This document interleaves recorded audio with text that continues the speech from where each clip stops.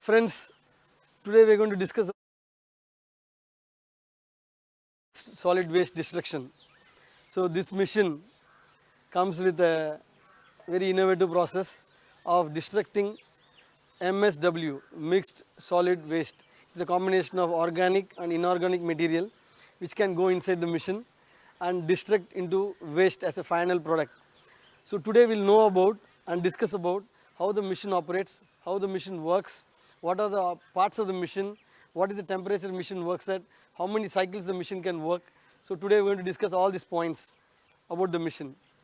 So mainly the mission consists of 7 parts. Some of them are inside the mission, some of them are outside the mission.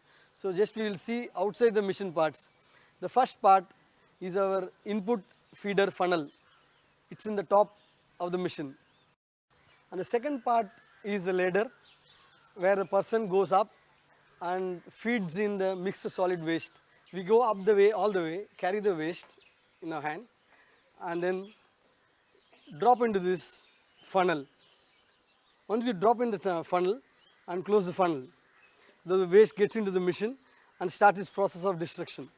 And then we are going to see the ash compartment where once the waste gets destructed, it converts into ash.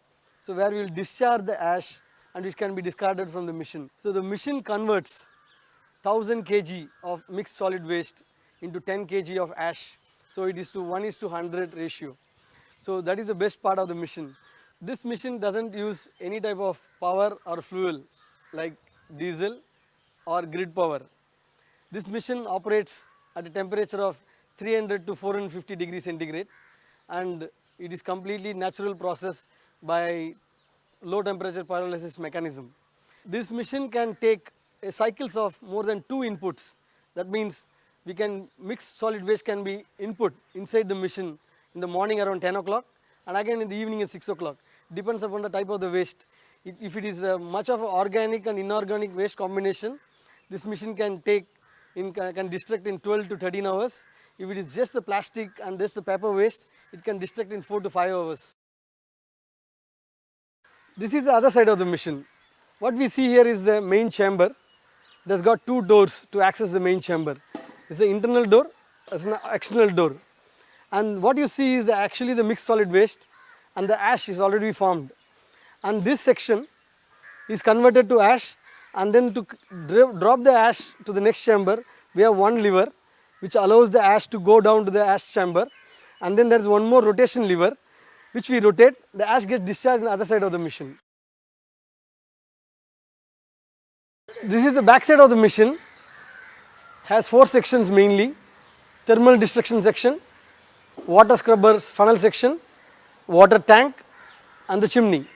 As told earlier, this mission doesn't consume any power to destruct the waste, but this mission consumes power in a very less quantity in the thermal destruction section and the water pump section.